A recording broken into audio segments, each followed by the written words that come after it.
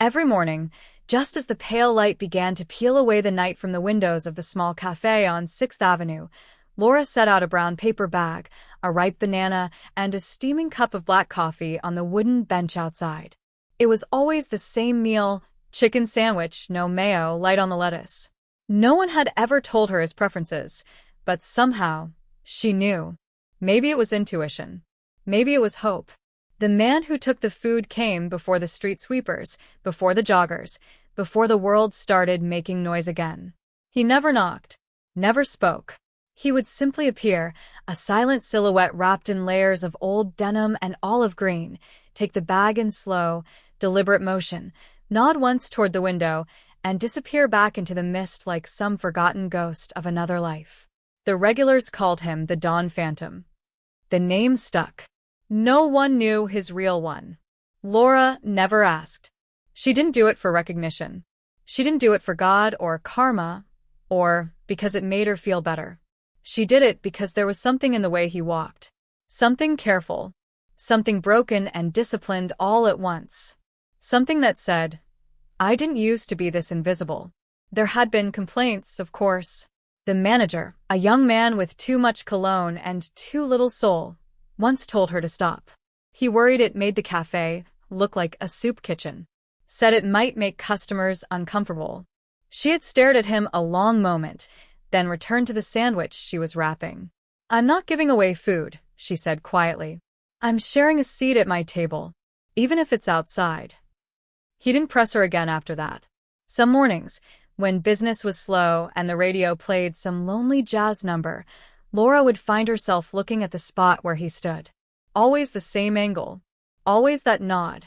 It was as if the man wasn't just picking up food, he was saluting something. A memory, perhaps. Or maybe it was her he was saluting, though she never dared believe it. She often wondered where he went. If he slept under the bridge by the freight tracks or in the back of the old theater on Monroe. If he had someone waiting, or if he just carried the echoes of voices long gone. Sometimes, when she walked home after closing, she thought she saw him, sitting still like a statue on the bench outside the VA clinic, hands folded like he was praying, though his eyes were open and distant. He never asked for more than what she offered. Not once. And he never missed a morning. Not until the day he did. That day began like any other. The sky the color of dishwater. The coffee fresh and sharp. She set the meal down. Waited. And waited. But no one came. The paper bag sat untouched, sweating slightly from the heat of the coffee cup beside it. A smear of morning fog rolled down the glass as Laura stood still behind the window, hands motionless on the counter, heart trying not to listen too hard. The bench, empty and plain, suddenly looked like a grave. She said nothing. Didn't move the food until the end of the shift. Even then, she folded the bag back up carefully, placed it inside the fridge, and set the coffee, now cold, on a corner shelf, like it was waiting for someone to come back and finish the conversation. The next morning, she made the meal again. And again, no one came. Still, she returned to the routine with the same quiet reverence. She never once skipped it. To some, it looked foolish, even delusional. But to her, it was a kind of prayer. A way of holding space in a world that had stopped holding space for men like him. Maybe he was just a hungry old man. Maybe he was no one. But to Laura, he was someone who mattered. Someone who had carried something once. Maybe a rifle. Maybe a burden. But certainly something worth remembering. And if the world couldn't remember him, then at least her table would. Even if it was outside. Even if it stayed empty. Even if he never came back. The third morning he didn't come, the sky had begun to open with the pale fire of early winter. The wind moved through the narrow alleys like a warning, sharp, sudden, almost whispering. Laura placed the meal down as always, though this time her hands trembled slightly when she set the cup of coffee beside the sandwich. She waited longer than usual, her eyes flicking toward the edge of the block where his shape usually appeared like a word returning to a forgotten sentence. But he never came.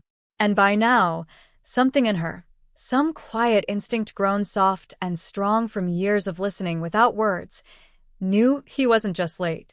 He was gone. Not the kind of gone where a man gets drunk, misses a morning, and comes back with a cough and an apology. No, this was the other kind. The kind that wrapped itself around the silence, like a flag being folded. The kind that made you whisper instead of speak. She didn't cry, not then. Crying belonged to people who had earned the right to grieve. She wasn't his daughter, his friend, or his wife. She had no claim to sorrow. Just a sandwich, a cup of coffee, and a space on a bench that now felt haunted. But the grief came anyway, sneaking in sideways, like a draft under a locked door. Not loud, not dramatic. Just a dull ache every time she passed that spot. Every time she saw a man in a long coat who almost looked like him, but never was. That afternoon, Laura walked out of the cafe and turned left instead of right. She hadn't done that in years. The VA clinic was only 6 blocks away, but each step felt like crossing into a story she had no right to enter. Still, she kept walking, clutching the brown bag in her hand like it was a piece of unfinished conversation. The man at the front desk didn't look up when she entered. A TV buzzed softly in the corner, and a group of older men sat slumped in chairs, their bodies leaning inward as if listening to a language only they could understand. Laura stepped forward, cleared her throat, and asked if anyone had seen an older man, thin, about 60, maybe 70, worn military jacket, quiet, always quiet. The clerk didn't have a name. Neither did the nurse who came out a few minutes later, her eyes kind and tired. There were so many men like that, she said. So many with no ID, no records, no family. They came in when they were bleeding or coughing blood, and most of them left without a word. Some never left at all. Laura stood there for a long moment, gripping the bag, the coffee gone cold in her other hand. Then she turned and walked out, back into the wind, which now felt heavier somehow, like it carried stories it had no room left to hold. That night, she went home and pulled an old photo album from the bottom drawer. She wasn't even sure why. Maybe she was looking for a face. Or maybe she was hoping to remember how her father had looked before the war took his laughter. Before silence became the language of men who came home with their souls rearranged. Flipping through the pages, she saw the same haunted eyes. The same half-smile of someone who had survived, but never fully returned. The old soldier, her soldier, had vanished without ceremony. No obituary. No folded flag. No one to remember except a woman who had never known his name, but had loved him anyway, in the way strangers sometimes do when kindness outlasts fear. But he hadn't vanished completely. Not really. The bench was still there. So was the cup. And every morning, Laura still made the meal. Still placed it down. And now, sometimes others would pause. Look at the spot. Ask, "What's this for?" And she would answer, not with grief, not even with pride, but with a quiet kind of grace. "It's for someone who mattered." And on the 5th morning, a small American flag appeared beside the bag, tucked into the bench slat. No note, no name. Just there, fluttering slightly in the breath of morning wind, like a salute from a ghost. She smiled then. Just a little. And whispered into the empty air, "I remember." It came wrapped in silence and smooth grain. The box was left on the counter before sunrise, while the shop was still asleep, still breathing in the quiet that only comes before the first coffee is poured. No note. No name. Just a small, dark wooden case. Walnut, she thought, or maybe cherrywood, polished so carefully that it reflected the dim pendant lights above like a soft bruise of gold. Laura found it when she came in, the bell above the cafe door still jingling behind her as she paused mid-step.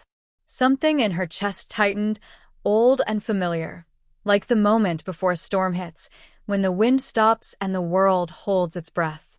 She moved toward it slowly, as if it might vanish if she approached too quickly.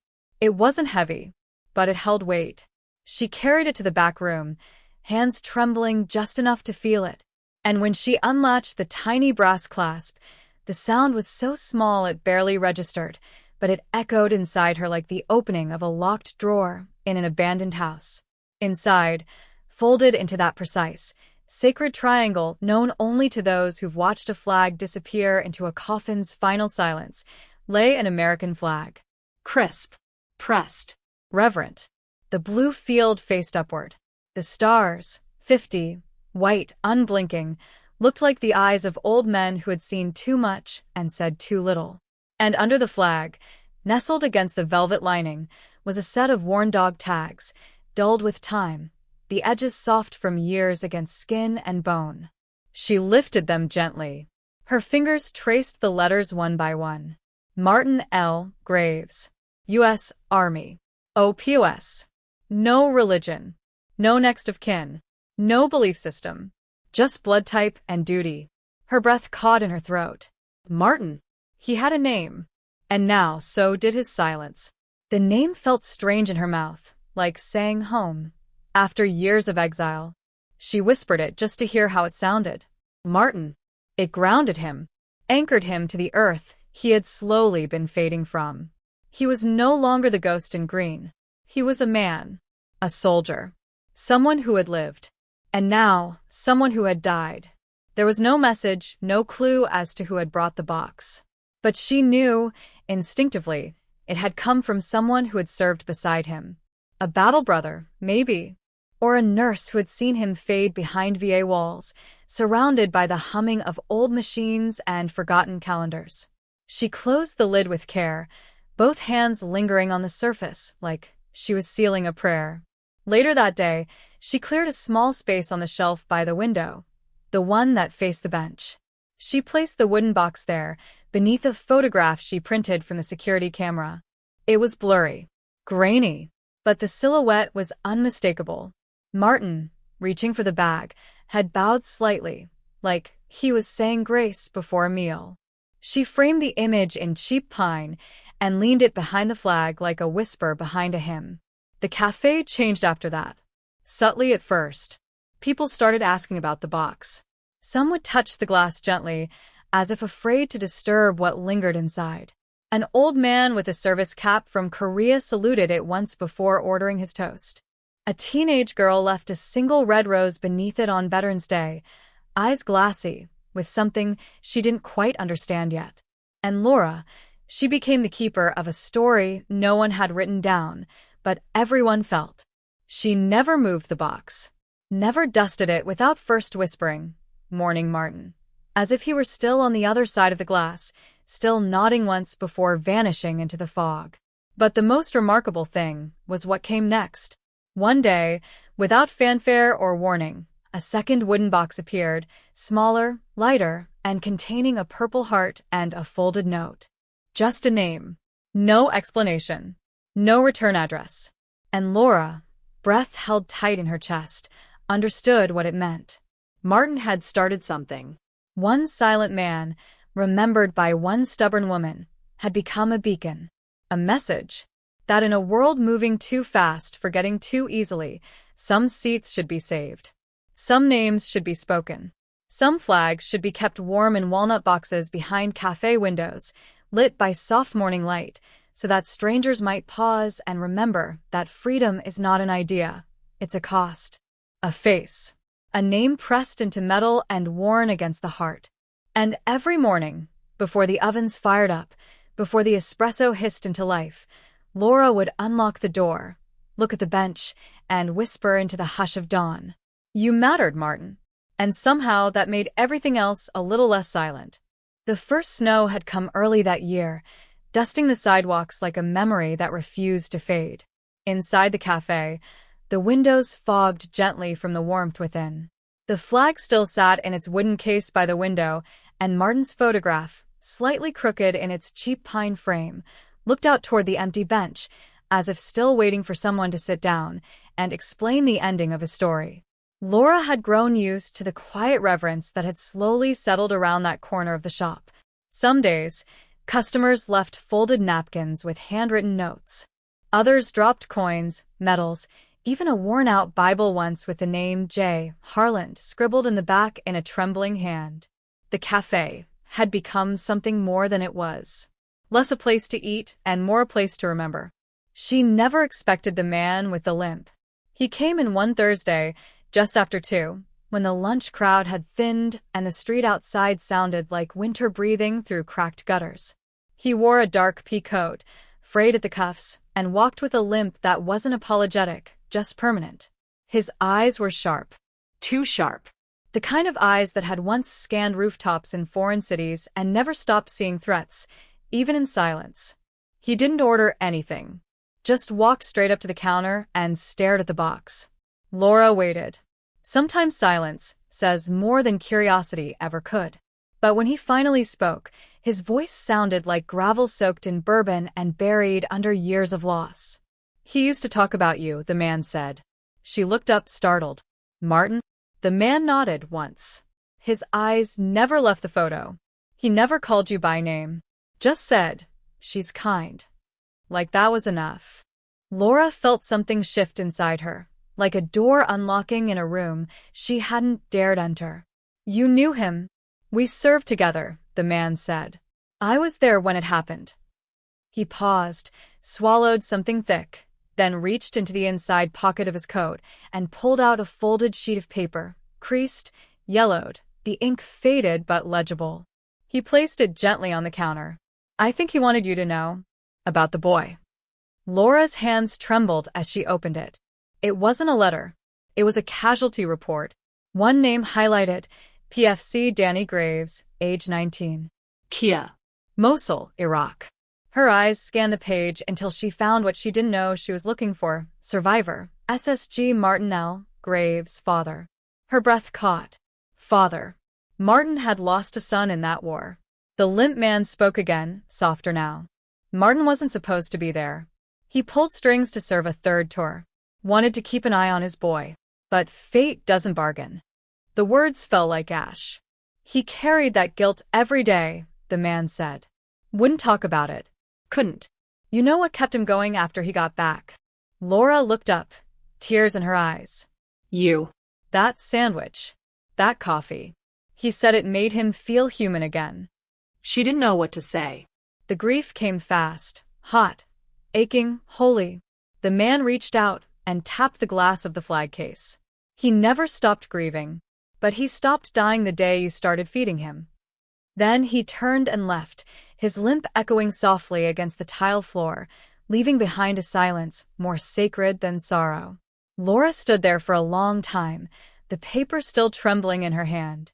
Outside, the wind howled down the alleyway, but inside, everything was still, like the world was pausing to let a name settle deeper into history. She placed the report gently beneath the flag, sliding it under the case like an offering.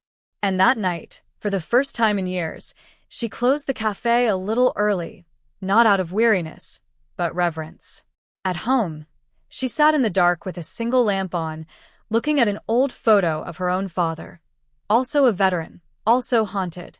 She whispered Martin's name into the quiet, followed by another. Danny. 2 names. 2 losses. 2 echoes that had found each other in a small corner cafe where kindness had waited patiently to be recognized. And suddenly, the silence around the flag didn't feel empty anymore. It felt whole. Let me know when you're ready for part 5, or if you want this part adapted into a knot. They never made a plaque. There was no ribbon-cutting ceremony, no mayor with a microphone. Just a quiet shift in the way people moved around the cafe. At first, it was small. A boy who used to throw ketchup packets now stopped in front of the flag and stood still for 3 whole seconds. A woman in scrubs touched the edge of the frame, whispered something no one heard, and wiped her eyes with the back of her wrist before rushing out with her takeout. A veteran with tremors in his hands left a purple heart pin by the window and walked away, without looking back. The corner had changed them. Laura never advertised it. Never called it the Martin Table or Veterans Wall. She just kept it clean. Dusted the frame. Changed the flower in the tin cup. Replaced the tiny bulb over the flag so the light never flickered. People came. Not in crowds. Never in ceremony. They came the way people visit old gravestones or familiar dreams, alone, and with something quiet in their hearts. Some left notes. Some left coins.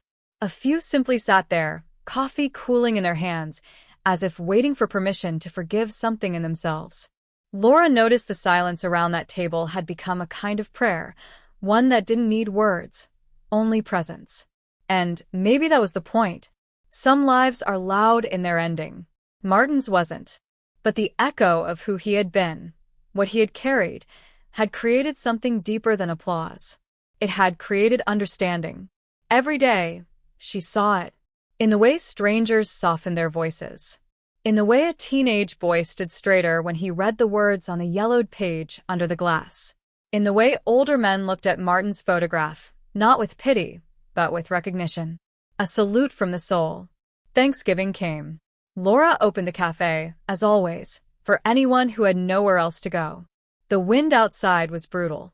But inside, the air smelled of roasted turkey, cheap cinnamon, and warmth that came not from the heater, but from the shared dignity of simple human presence. A young girl, maybe 7, pulled her father toward the flag. "Is that a soldier?" she asked. Her father nodded, clearing his throat. "Yes, baby. That's someone who didn't give up." The girl stood a little taller. "Can I say thank you?" Her father smiled, eyes suddenly glassy. "You just did." Laura turned away, pretending to wipe something from her hands. But her heart was full. It wasn't about Martin anymore. Not just him. It was about every man and woman who had sat alone with memories too sharp for company. Every veteran who'd walked past laughter and felt like a ghost. Every soul who'd returned from war only to fight new battles in silence. This cafe, this little forgotten corner, had become something sacred. A place where remembrance wasn't loud, but lived. Where gratitude wasn't spoken, but felt. As snow began to fall again outside, Laura lit a small candle beside the flag and whispered, not just to Martin, but to every name no longer spoken. "You mattered. You still do." And in that flicker of flame and hush of snowfall, a nation's quiet thanks found its home, not in parades or speeches, but in a single, steady light over a worn wooden table, and a woman who refused to let one good man be forgotten.